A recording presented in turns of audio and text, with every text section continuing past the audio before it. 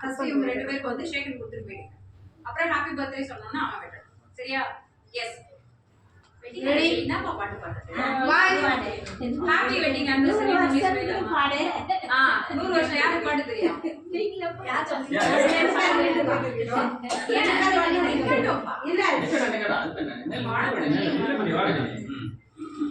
அவங்க இப்பயே இன்ட்டு குடுக்குறாங்க. அடுத்த வாட்டி என்னெல்லாம் நிக்க வைக்கும்போது நடுவுல குழந்தை எல்லாம் நிக்க வைக்காதான்னு சொல்றாங்க. புரிஞ்சுக்கிட்டோம். சரி, happy anniversary. Happy wedding anniversary.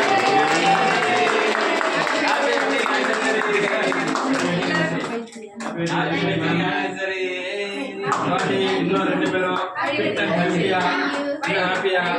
Thanks. Thank you.